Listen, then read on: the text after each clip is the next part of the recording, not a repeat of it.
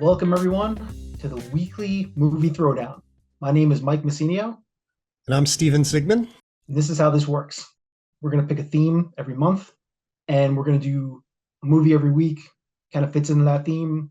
We're going to talk about it, chop it up, good, bad, figure out where it all fits in, and hopefully amuse ourselves and you as we go along.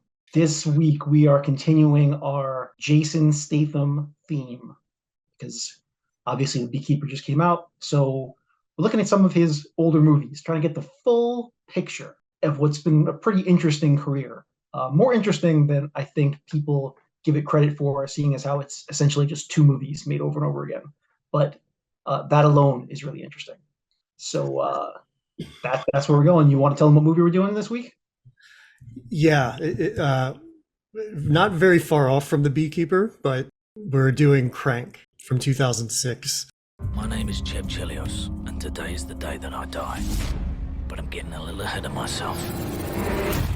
I've been poisoned with some kind of Chinese synthetic. You gotta do something for me, Doc. They gave you the Beijing cocktail. It's cutting off your adrenaline. If you stop, you die. Now, I've got 1 hour to settle the score. Say goodbye to my girl, and go out with a little style. All I have to do is stay alive long enough to make it happen. Excuse me. Clear? Where's the room? I don't know where it is. You're so stressed out. What's the matter? I need to tell you something. I'm a professional hitman. If you're gonna break up with me, at least you can tell me the truth. Wait! Now come on. Your whole crew is history. The unidentified man behind today's mayhem is making a last stand.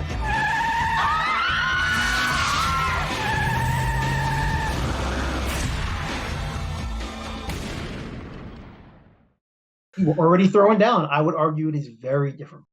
In a way, yeah. But as we'll discuss a little further throughout this, Statham really has one gear for the most part, and it's just the matter of where he's placed. Obviously get into it, but I do agree with that. And I think that this is the first movie where they decided that you can take Statham and basically build anything you want around him. He's like a static entity. Here's something interesting right off the bat. This was written in 2003, not for Jason Statham, but for somebody else. Do you know, I read an interview, and do you know who they wanted to star in Crank? Go ahead, say it. I do. The legend himself, Johnny Knoxville.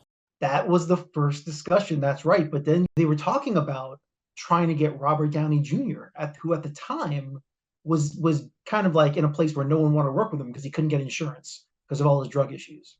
So there was talk about that. But do you know who the best person was that was supposed to star in this movie that they wanted to get? Was it Mr. Vin Diesel? Mm-mm. So after I watched this, as I'm watching this movie, my thought was, these guys had to have worked with Nicolas Cage at some point, right? And they end up working with him down the road, and we'll get to that part. But they very much talked about wanting Nicolas Cage to star in this movie. Wow. And that makes perfect sense.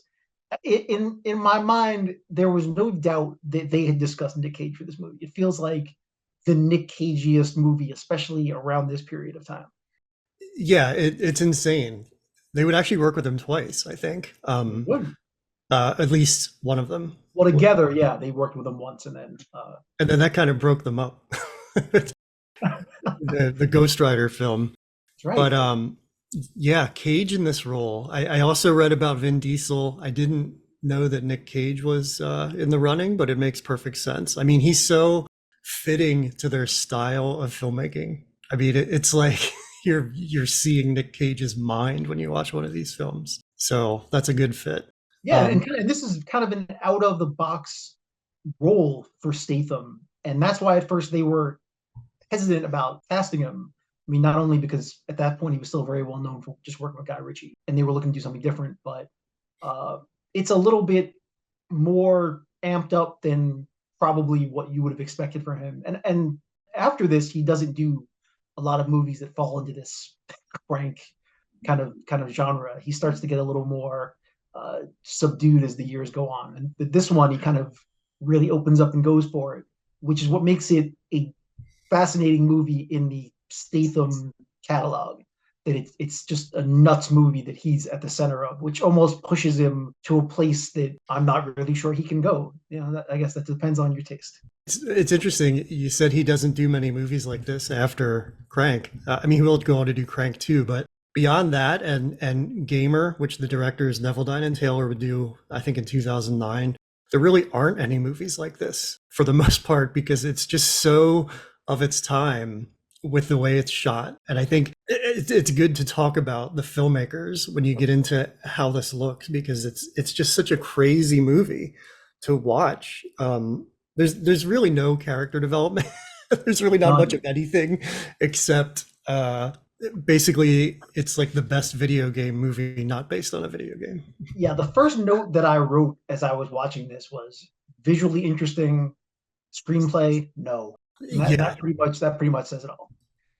I mean, if you're casting Johnny Knoxville in your mind when you're writing this, you're probably not going to build too much of a character into that script, I would think. So that tracks. And really everybody they wanted from the list we just went down, it sounds like, with the exception of Cage, I guess, there's not a lot of character development in most of those roles that they're in. So it pretty much makes sense. But yeah, maybe we should just explain what the movie is. And it's crazy.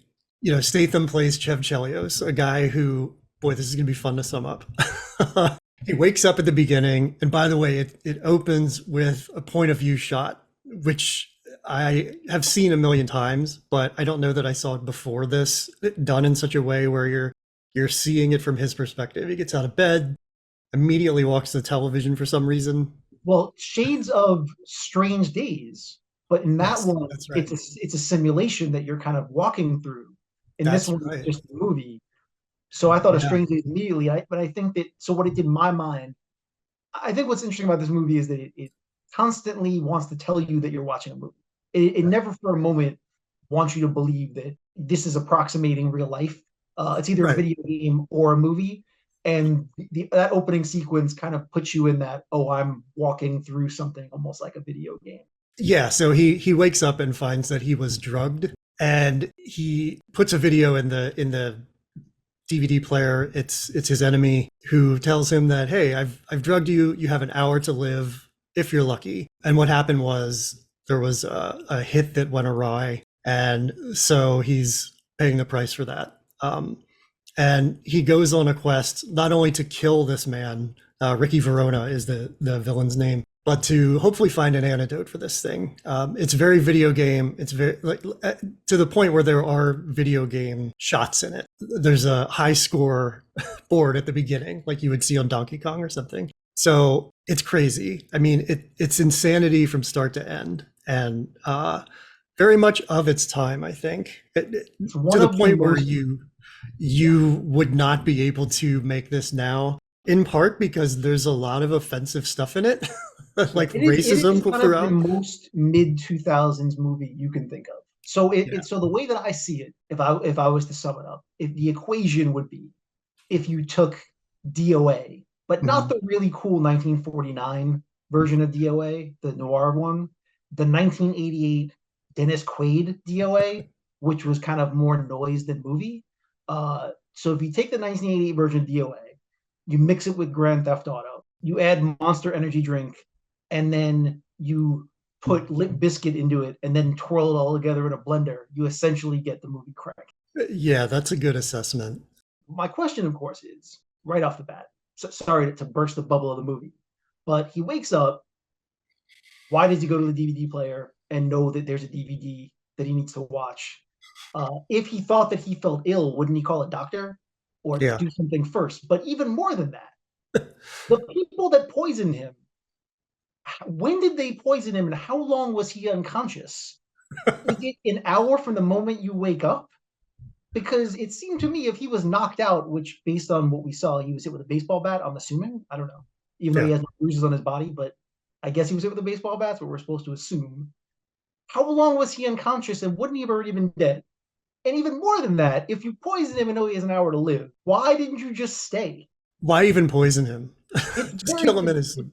Now that you mention that, I'm thinking about the logistics, and the way it works is he plays this DVD. What it shows is Ricky Verona has hit him in the head with a baseball bat. But now I'm thinking, okay, they filmed that. They had to go somewhere and burn a DVD of it and then bring it back.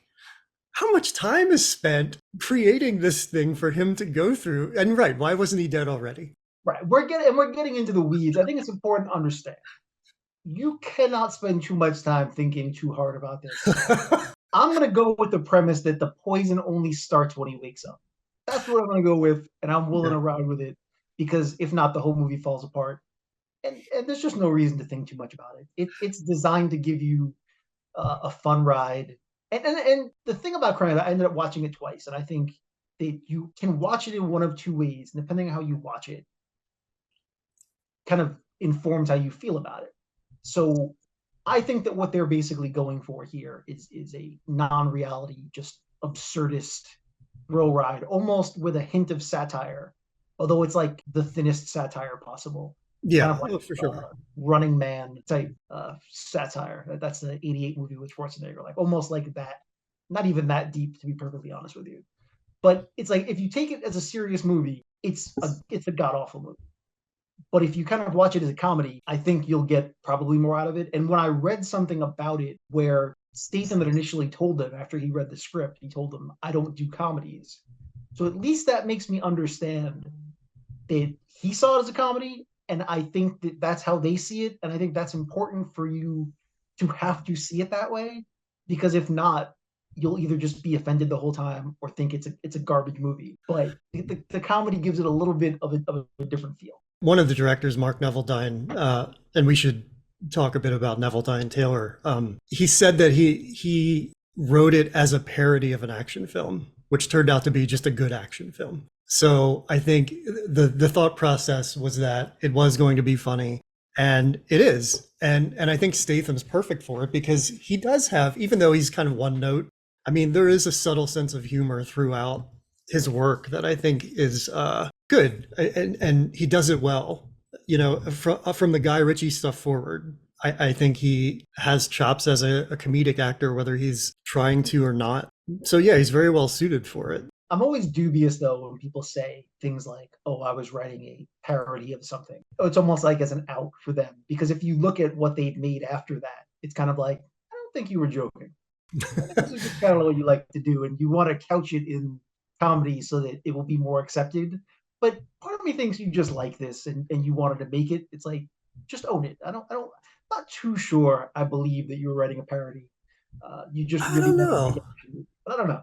I mean, Crank 2 is just essentially it's the exact same film, but it's maybe a little funnier. And I know that Mom and Dad, which was the last film, maybe not the last film, but one of the films that Brian Taylor went on to write and direct later, actually a Nick Cage film, super funny. I mean, it's a crazy film about kids who have to survive when their parents go nuts in a town for like 24 hours or something. And having Nick Cage in it as a crazy parent, I mean, how do you not write that as funny, you know? Yeah, that's fair. I totally sign off on that. But yeah, I get it. I'm just maybe more so music and things like that. Whenever someone says they're trying to write a parody of something, it's almost like you just secretly really like this, and you want to figure out how to make the weirdest version of it possible. But I'll give you that.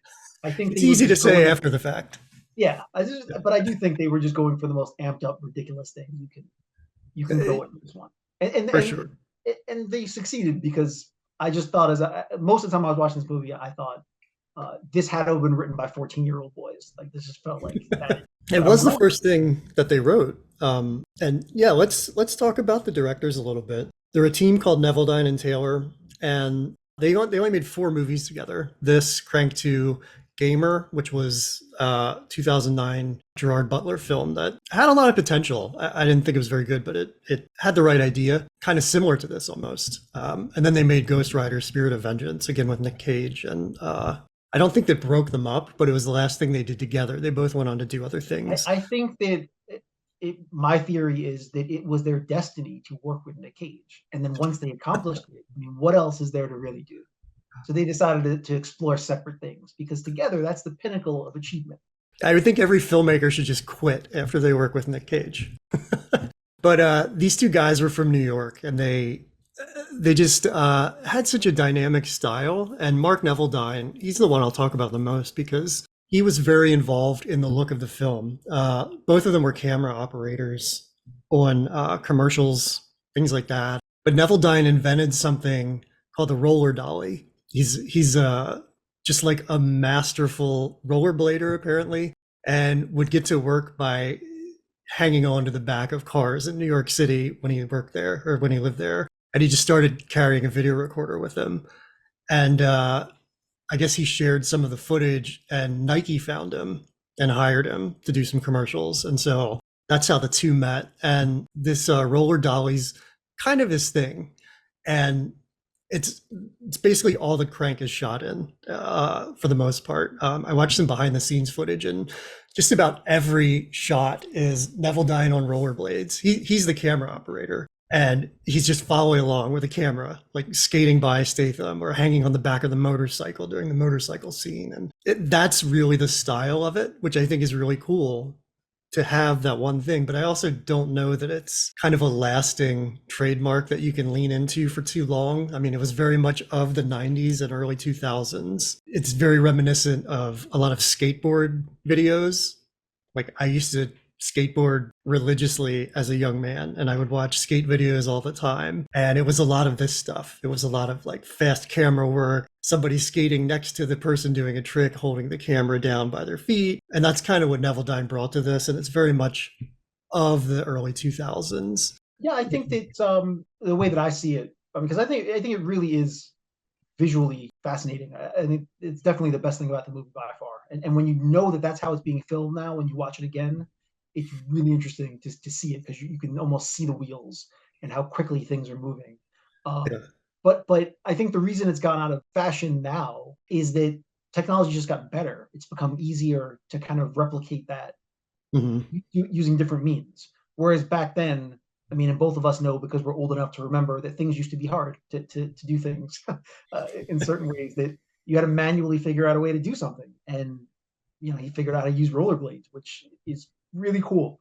And I think that is by far my favorite thing about the movie, just kind of seeing what parts of the movie you can see were probably filmed with him on rollerblades, which is amazing.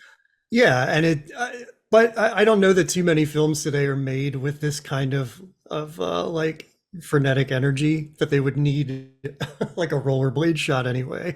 I mean, this is just so indicative of 2006 with video games and with skateboarding culture.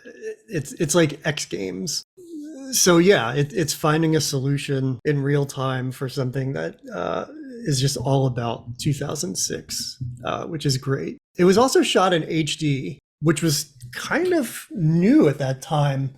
HD video, which is... I have some notes. I actually had some notes on this. And oh, okay. Let's hear what you have. I want to talk about it. So yeah, you know, up to this point, there were only a few major movies that were shot in video. 28 Days, Bamboozled by Spike Lee was actually shot with digital video going back to 2000. But a lot of other movies up to this point were mostly independent movies. You know, Robert Rodriguez did it, but we know he has a history of shooting in a guerrilla style, so that makes sense for him. But a lot of it was kind of lower budget movies. It wasn't until right about this time, like 2006, where you start to see quite a few bigger movies shooting in HD. So Michael Mann had shot some of Collateral using HD, which we know. But Miami Vice came out in 2006, and famously that was all shot using HD cameras. And a lot of people hated it. There was a lot of controversy about how it looked, how it sounded. But he very much knew what he wanted, and he used it specifically for that reason. So, you know, that was a big one. You know, Click, there was an Adam Sandler movie called Click that shot in HD video.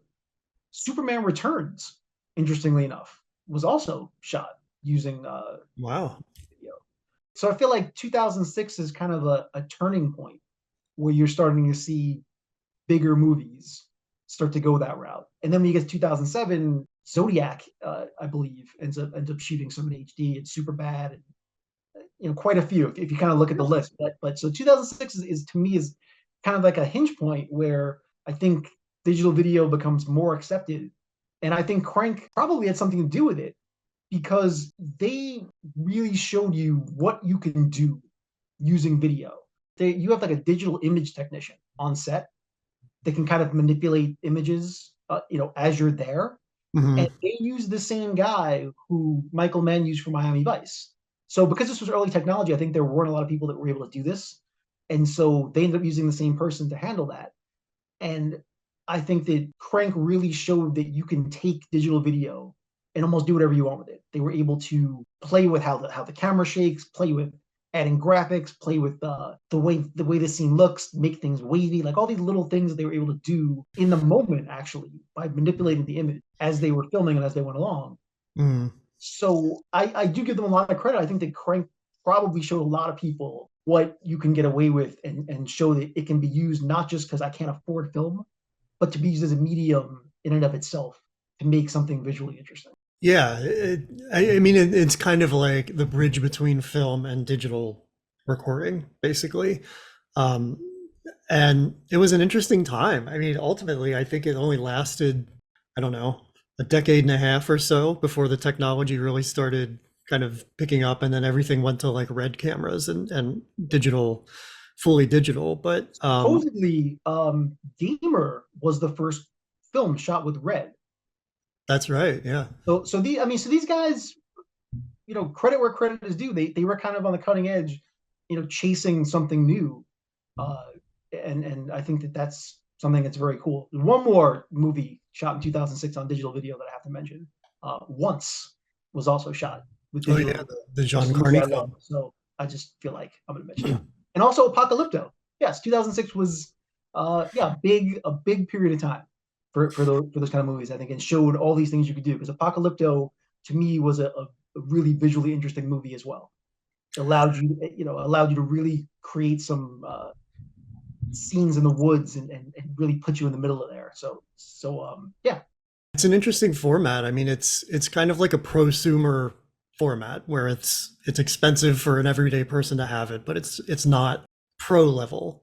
And there were a lot of, like you said, young filmmakers working on this. I don't know if Tony Scott shot Domino on digital video. I would assume he did. That was probably like 2005. But as I watched Crank, I kept thinking about that film and its editing style and just like the oversaturation of color. So I haven't really researched this, but I would be curious to see if there's any crossover with Crew on those two films, because that's like the epitome of digital video and crazy saturation.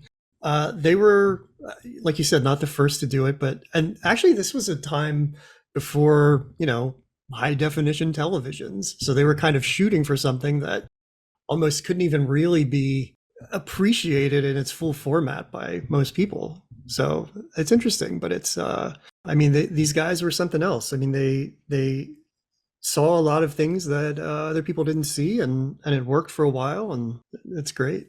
What I found out, which I didn't realize, was that Brian Taylor ends up working on not just Mom and Dad, but he worked on the TV show called Happy, which was on the Sci-Fi Network for a couple of years in 2017, I think, based on a graphic novel by Grant Morrison.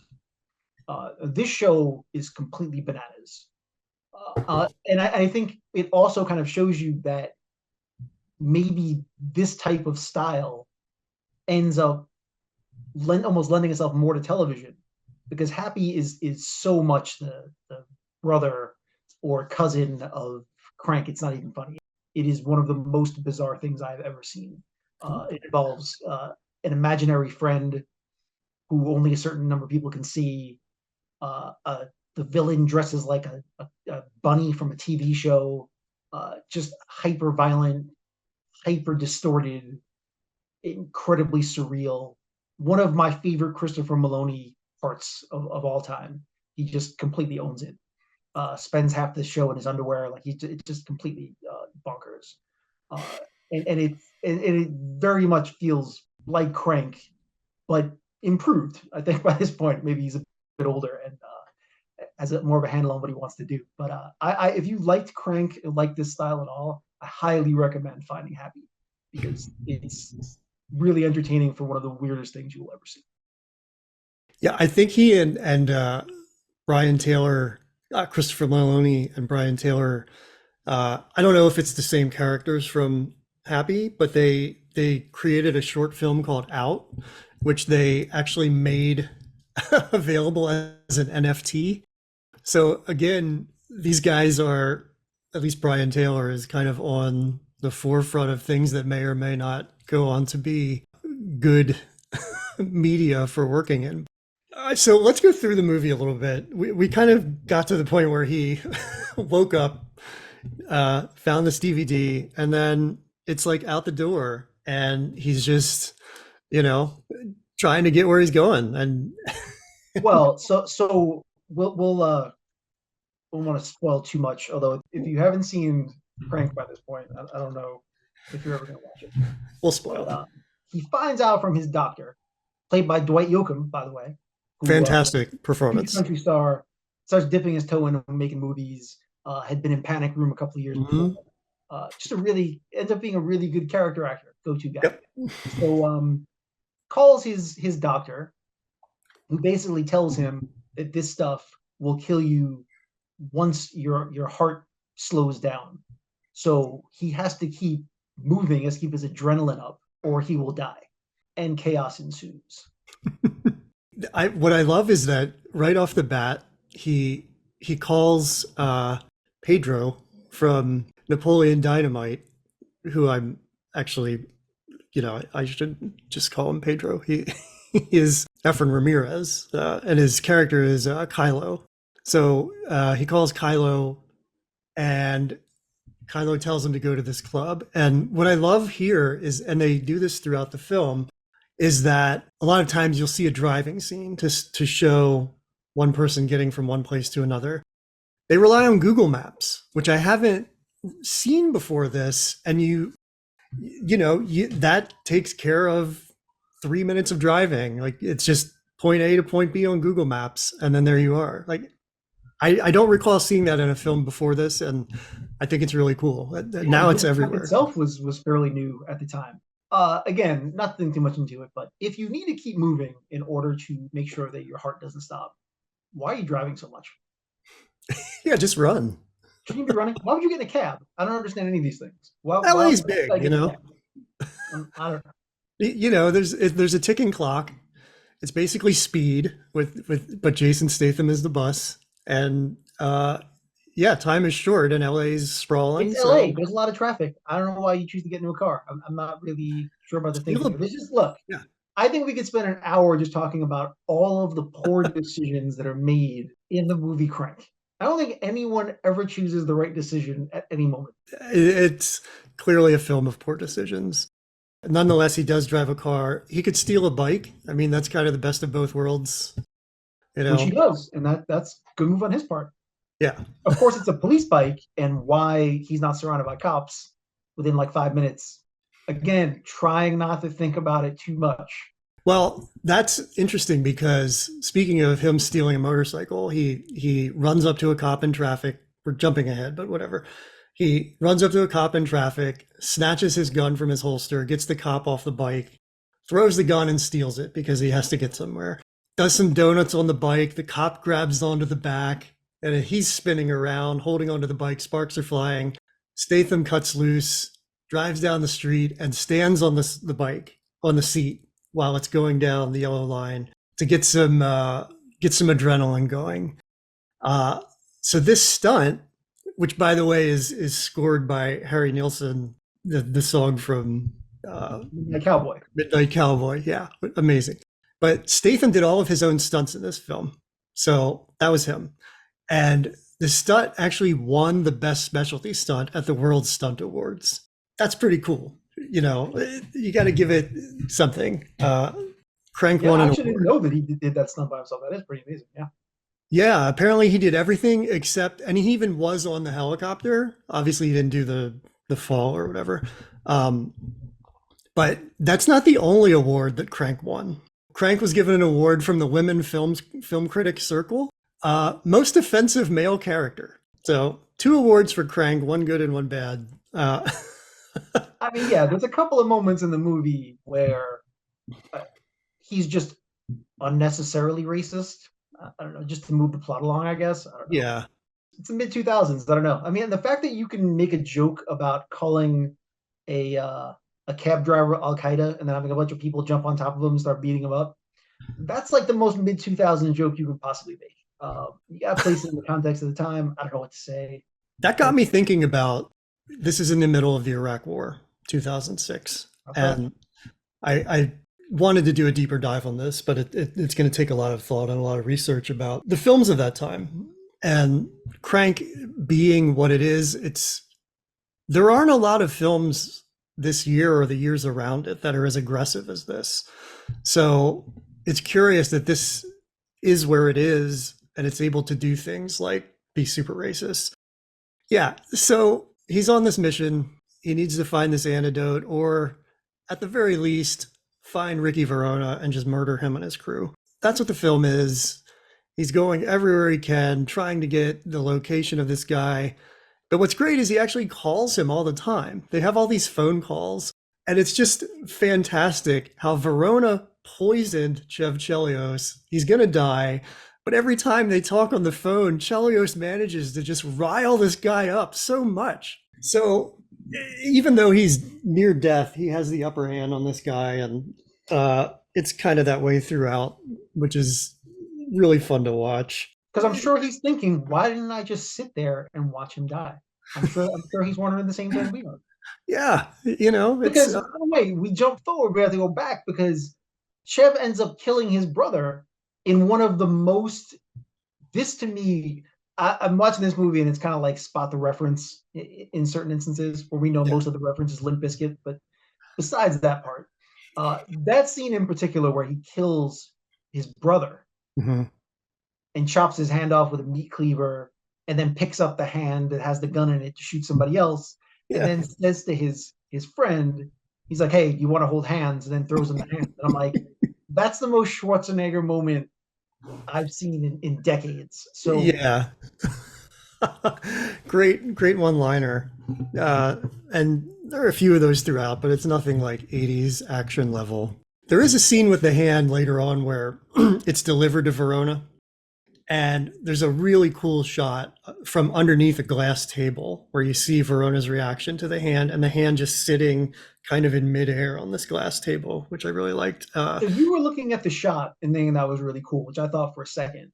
But then what took me out of it is, of course, thinking, who brought him this hand? And why'd they bring him the hand? Why didn't they bring him his brother? And what are we supposed to get? What are we getting from the fact that they brought the hand back, which serves no purpose?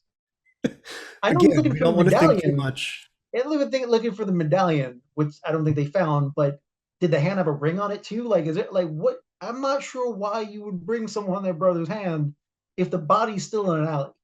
Or we could assume they picked up all of it and just brought in the hand as proof of death. I don't know. But if you look, things that keep me up at night. This is the kind of stuff that's just going to stay with me.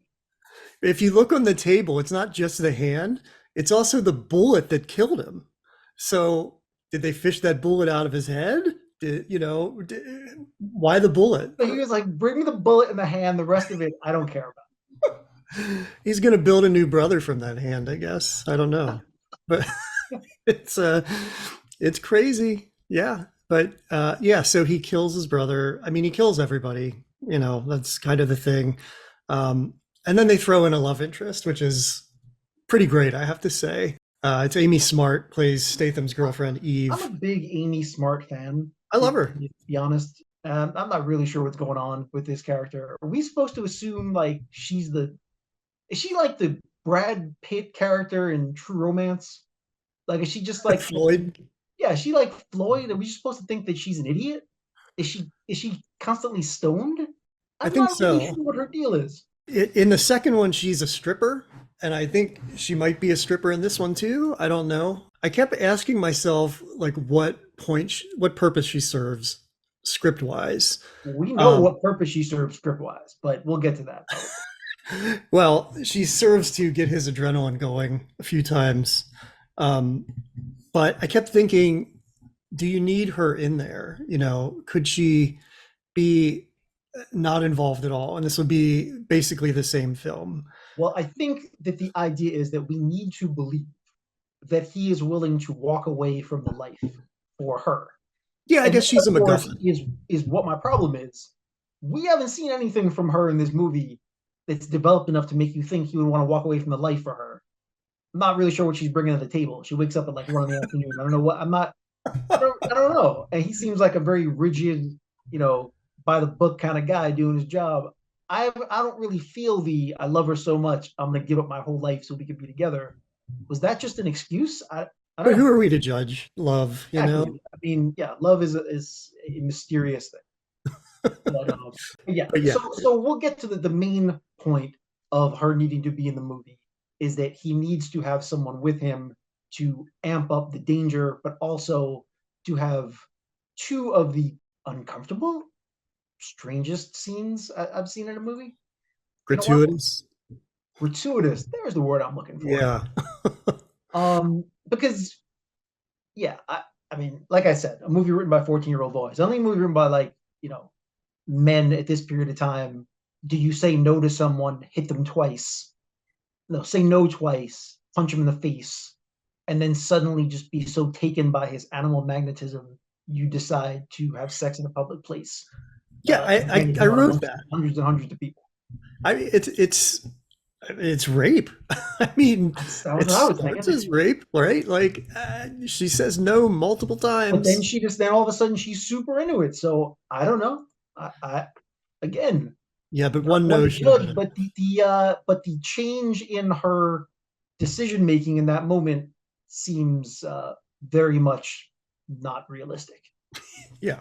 But I'll give you one better. That scene was ridiculous and dumb, but it was the other scene that actually really annoyed me. The car blowjob. Yeah. So they're in the car and he's in a high-speed chase. And she finally understands everything that's going on, that he's dying and why he wanted to have sex in that moment. Fine. And so then she decides to give him a blowjob in the car. He's already in a high-speed car chase. Yeah. It's not enough. Fine. Like, I don't really think he needed the adrenaline boost in that moment. I think the people chasing him with guns behind him was more than good. Why don't you wait till you're done with that? And then possibly take care of that later on. Again, poor choices. Yeah, you need to pace yourself with this stuff, with the adrenaline.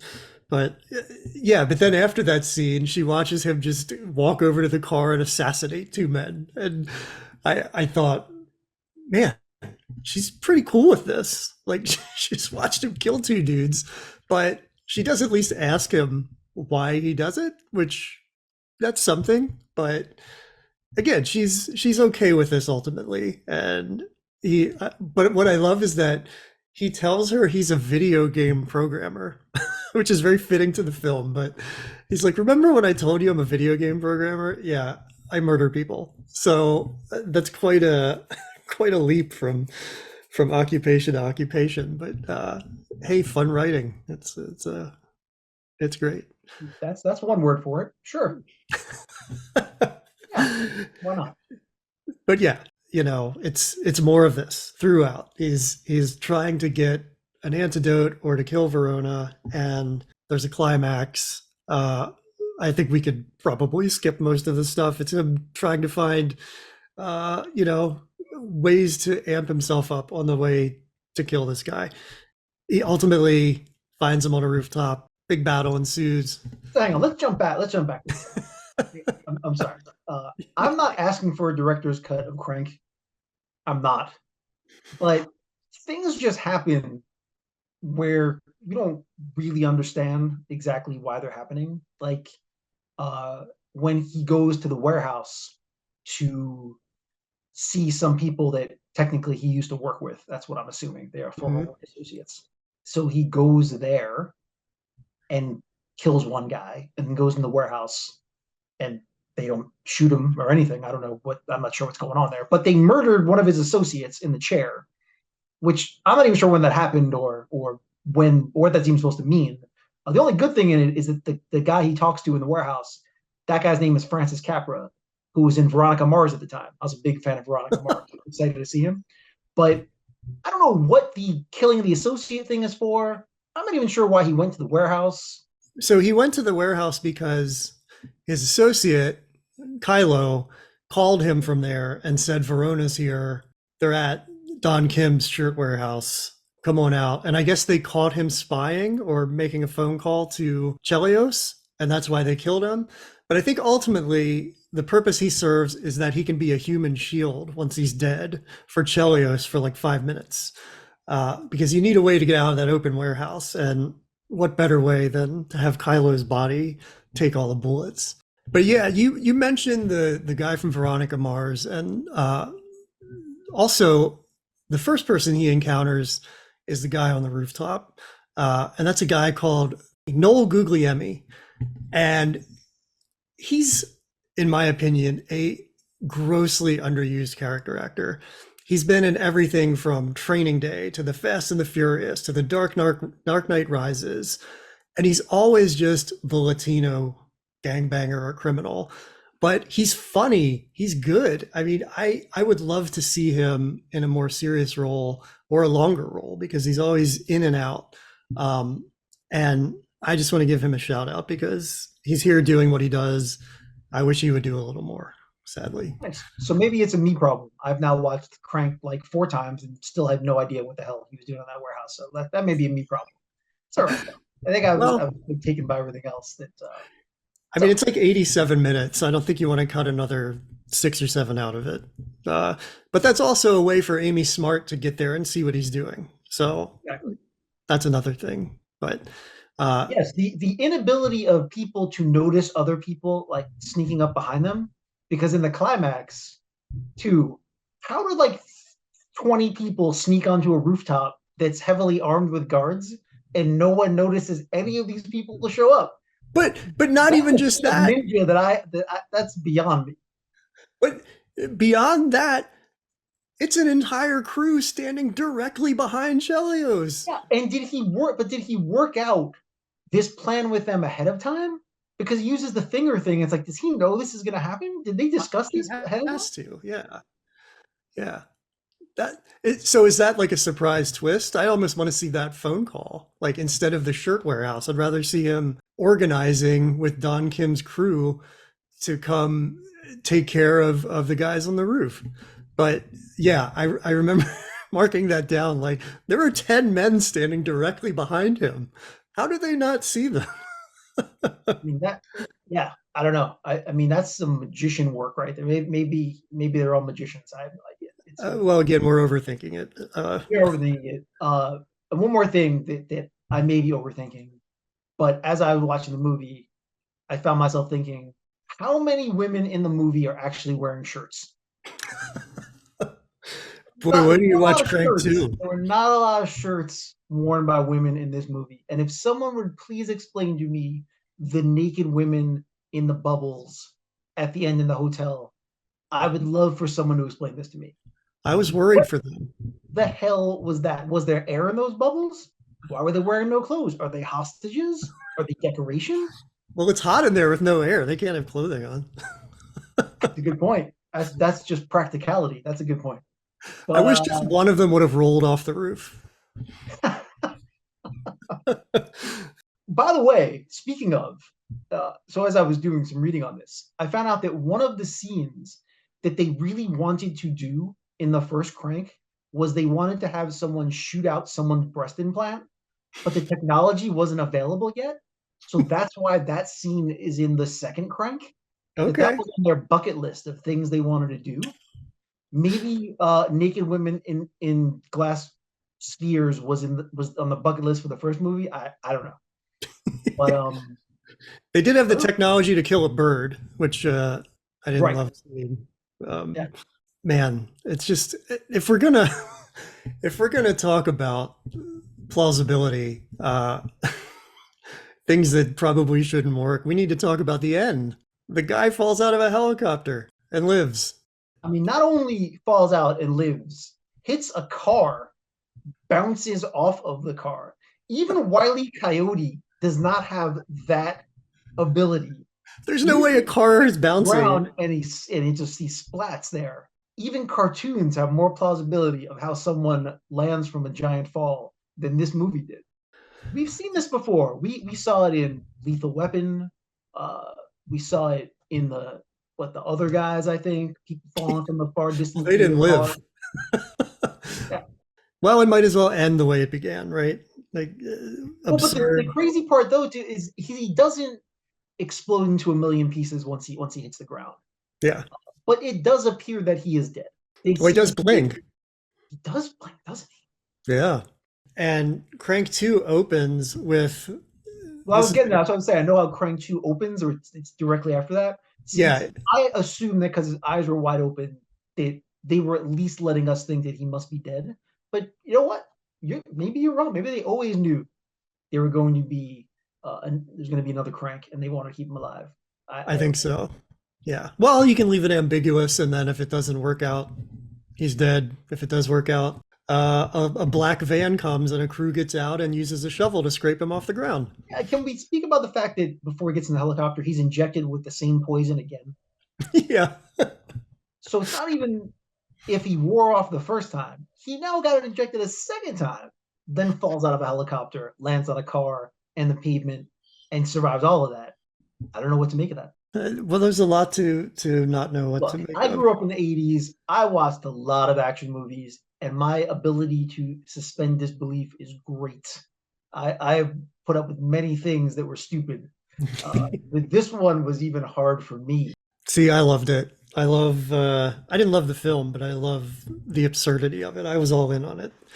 I thought it was super fun to just find the absurdities in it and picking it apart is definitely more fun than actually watching it. I think as I'm getting older, I think this is a thing for me. As I'm getting older, I find that I need to have characters, at least one that I like, and that helps me watch the movie. But I never liked anybody in this movie. I didn't like Chev at all, really. And even though I like Jason Statham, yeah, I didn't find I liked anybody in this movie. You didn't like Doc Miles? Chester Bennington, who makes a cameo. That's right. Chester Bennington from Linkin Park, which again is the most mid-2000 thing you can do. Have Chester Bennington in a cameo. It's so of its time. Yeah. I really liked Doc Miles. And he's pretty prominent in the second one too. So I was happy to see him come back. I would love to see a third one that's all Doc Miles. Yeah, maybe he should get his own spin-off movie. That could be interesting. Well, there is talk of a Crank 3, and there's a script for it. From what I understand, it's very Amy Smart centric. So keep your eyes open for that in the upcoming years. Okay. I have to go back for a second. Something I forgot to mention. Again, I know why we're picking apart Crank. I mean, this is dumb. But if you are in a hospital and you're trying to get away from somebody and decide that you're going to impersonate a patient to walk away. Keep your underwear on. Exactly. Why would you have taken off all of your clothes? That makes no sense. You know you're trying to escape, and eventually you're going to need to cover your ass. Or at least carry the clothes with your gun as you're walking out. He has the gun stuffed in his armpit. It's amazing. Yeah. So he escapes the hospital dressed in a patient gown, no clothing under, I guess to sell it, But the giveaway is that he has like Dirty Harry's gun shoved in his armpit. And he's wearing sneakers. So he's not even wearing those hospital socks, which we all know you have to wear when you're in the hospital. So look, just put the underwear on. It would have been fine. I know why he doesn't have the underwear on. I get it. I know where we're going with this. Poor decisions. Yeah. Well, there were a lot of them made, but they kind of come together in a fun way. Racism aside and rape aside, it's a relatively fun film. You can go with it or you don't. You either hate it because you think about it too much, or you just decide you're going to go with it and take the ride. And again, visually, there's so many interesting things happening in it. I mean, for that reason alone, it's actually kind of worth your time. It's kind of putting in the context of when it was made and seeing. I think you said there are a lot of movies made like it afterwards. Possibly none, but the idea of it and the spark from it, I think, did spawn a lot of movies like it in certain ways, in terms of visual style, in terms of how things are shot, in terms of action movies with no discernible script. Quite a few things. Crank kind of spawns. So for that reason, it is pretty interesting. Yeah, I mean, a gamer, by these two guys, it certainly has the same DNA, of course, and quite a unique look to it. And there's actually a film called Hardcore Henry that came out in 2015, which I feel that's all first person, I believe, and that feels like it owes a lot to Crank. I mean, it's an innovative film. It's, I think, so visually. The other thing I had heard is they were signed on to make a series of Twisted Metal, video game, which has ended up being made and is on Peacock right now. Mm-hmm. I don't know how they stopped being involved in it, but I mean, that would have fit their style. Maybe because they broke up, I have no idea. But I think that was very much something that would have fit their style of filmmaking. They probably would have worked. I haven't seen the version that came out, but yeah, I thought that was interesting to know because that would have worked. I can't see how that's a TV show. I mean, I don't know. I played the game maybe once, so maybe I just don't have a full concept of what it is. But it's like Cars, right? Isn't it? Well, I guess Fast and the Furious is the most popular thing in the world, so why not make Twisted Metal? And it has Rosa from Brooklyn Nine-Nine in it.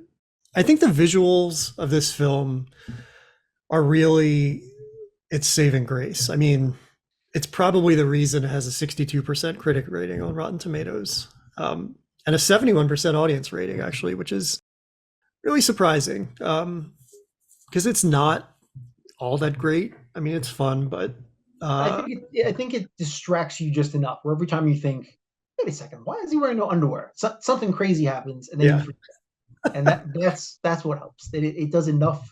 There's enough insanity in it to distract you from how little there actually is that's there. It's actually an interesting entry into Statham's filmography. I mean, it's pretty unique. It kind of has little elements of just about everything he does, but it's really wholly its own and kind of the first thing that I think maybe launched him. Maybe not, but it certainly is prominent in his filmography. And I think it's more to do with the style of the film than him. But nonetheless, it's an interesting entry for him. Yeah. So just going through his career, which is kind of what we're here to do. That was kind of the point of this. I think we got distracted by Crank. We're really supposed to be talking about Statham a little bit. So he made The Transporter in 2002, which I think was kind of his first solo movie. I think this was the first movie where he was really the star. They ended up making 3 of those. So, and that's a movie that very much is in his wheelhouse. Strangely enough, the kind of movie that Liam Neeson would do now. That's almost like where that whole thing came from. So Transporter kind of sets him up as being a guy that can carry a movie. So he makes that, ends up having a bit part in The Italian Job. I mean, not a bit part, but he's in The Italian Job and stars in a few other things up to that point. So he does Crank in 2006, and he done Transporter in 2002. So I think that Crank is almost the flip side to The Transporter, where he plays someone, a very, very one-note character. It's almost a one-note movie, but really effective. I liked the Transporter movies, where Crank is just chaos. And I think this is him still trying to figure out, what his comfort zone is, what his wheelhouse is. And so he's experimenting, I would like to think. As much as someone like Jason Statham can experiment, I think that's kind of what's going on here. So you have Crank being almost the polar opposite kind of movie from what The Transporter is in terms of its style and just how nuts it is. And then I think once he ends up doing The Expendables, when you get to like 2010, because he does Crank High Voltage in 2009. And then ends up being The Expendables in 2010. And I think that what you kind of see after The Expendables, I think that kind of puts him on the path that he ends up staying on from that point on. And then, of course, he finds Fast and the Furious, which is a nice spot for him. But those 2 franchises, I think, not only give him what his post-2010 career is, but also shows him what he's good at and kind of ends up being the wheelhouse that he belongs in.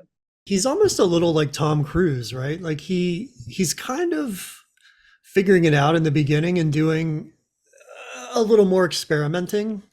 I mean, he's in Ghost of Mars, a John Carpenter film in 2001, you know, and then he's doing The Transporter, but, you know, he's in Collateral, a Michael Mann film. Not that he has like huge roles in these films or anything, but then he's in London, which is a very different role than any of those other things. So yeah, I think he's really just kind of like seeing Right, what shows he up can in do. the Pink Panther with Steve Martin. Yeah.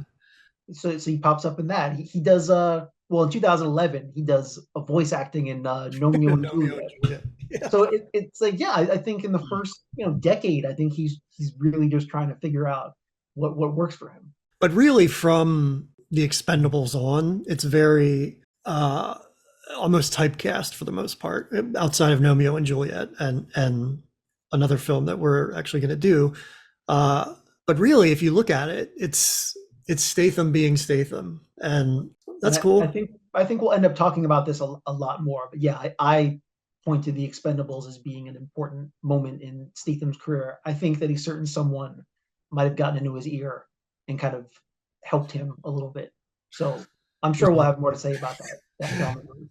Yeah, he was like, "Stay the course." And yeah, I mean, just to say, Stallone being someone who definitely stepped out of their wheelhouse for a little bit, may have possibly told Statham, maybe you don't want to step too far out of your wheelhouse.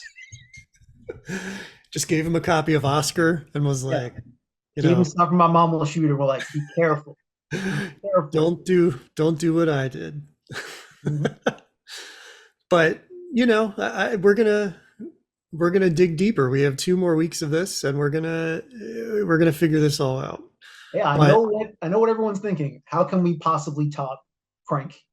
I don't know how anybody knows we can do it, but we have a few movies in the pipe which are fun. So yeah, and I think they kind of tell the tale of his filmography, a little bit of like what we were just getting into. But I want to get back to Crank for a second because this came out in 2006, and I want to talk about the box office on its opening weekend.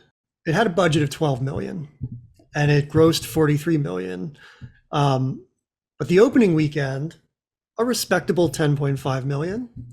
Do you know what came in first that weekend? What beat it? not. It was Invincible with Mark Wahlberg. So surprising, kind of. But that was actually a pretty good weekend at the box office. Invincible came in with 34.8 million. And then this, Crank, made 10.5 million.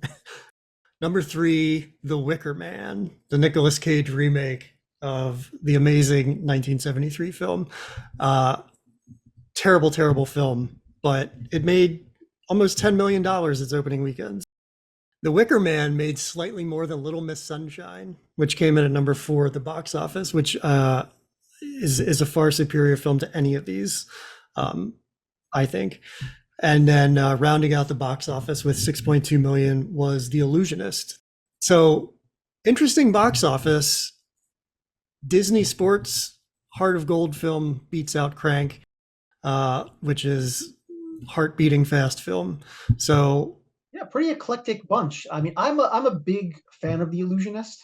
I may be the only one. I don't know. But over The Prestige?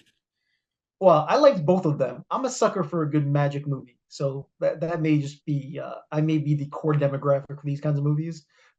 It was poor timing to release The Illusionist and The Prestige so close together, but Yeah. I was down for The Illusionist. I thought it was okay. It's the classic Bugs Life ants dilemma. Yeah. But yeah, it wasn't bad. Not a huge Ed Norton fan though. See, I thought it was a great role for Ed Norton because he was supposed to be like a kind of a jerk, like a know-it-all magician. So I think that role fit him really well. Yeah. Yeah, so that's the box office. Crank, 43 million. I mean, it made $31 million. That's not bad. $12 million budget is very small. So for it to earn all of that back times 3 is pretty impressive. And again, I think it's the technology, the style and the technology more than the film itself. So yeah, I think in a lot of ways, someone's first movie, especially guys like this, who are trying to bring a very particular style to movie making.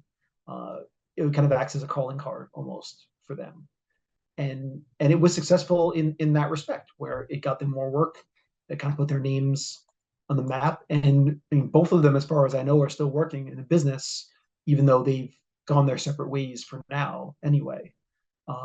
But they ended up doing a few more movies together. And what's interesting is the first 5 they wrote the screenplays for, but Ghost Rider: Spirit of Vengeance they did not. So maybe that was part of the beginning of the end. Maybe their screenwriting was going downhill, maybe as a team. But yeah, both of them ended up doing other things. And as I said, Happy is an excellent TV show. So they've done good work afterwards.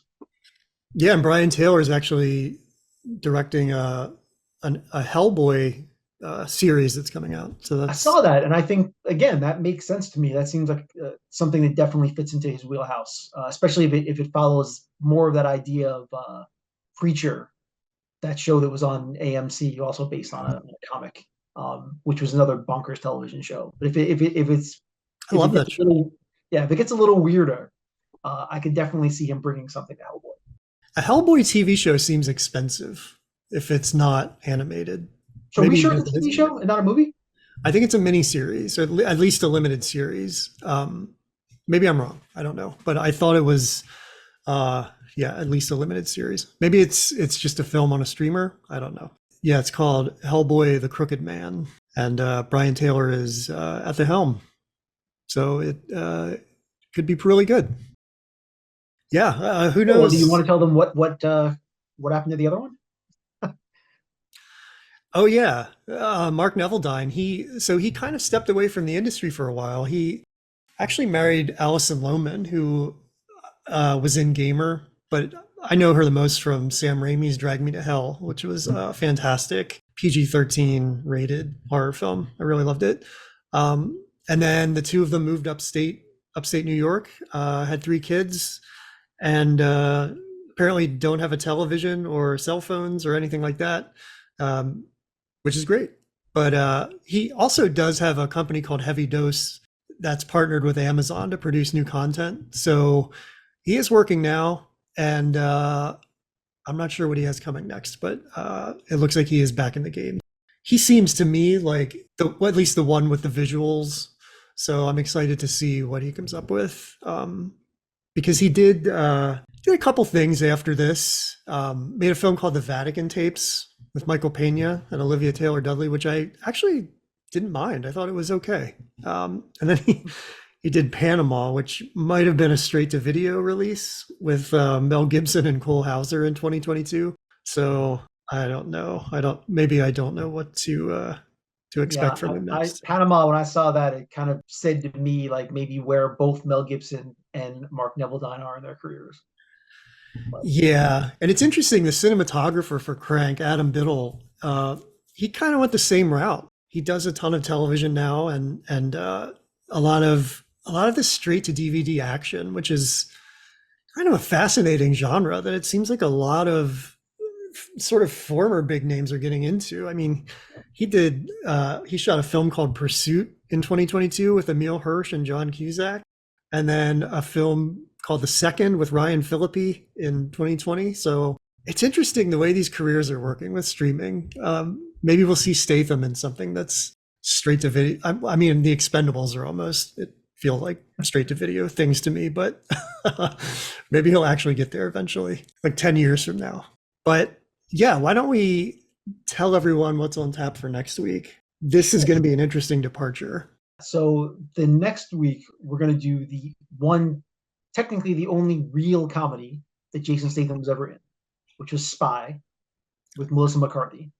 And Spy is a Paul Feig film, and I'm a big fan of Paul Feig, so it's going to be fun to watch it and see how he can bring Statham to life in maybe a little bit of a different way, if he does. I don't know. We'll see. Very excited to talk about that one. So that's the show, and thanks for listening. We'll be back next week with Spy. And in the meantime, check us out online. We are on Patreon, at patreon.com/moviethrowdownpod. And we're on social media too. Just search Movie Throwdown Pod everywhere and you'll find us. So Mike, thanks. This has been a lot of fun. And we will talk to you next time. So long.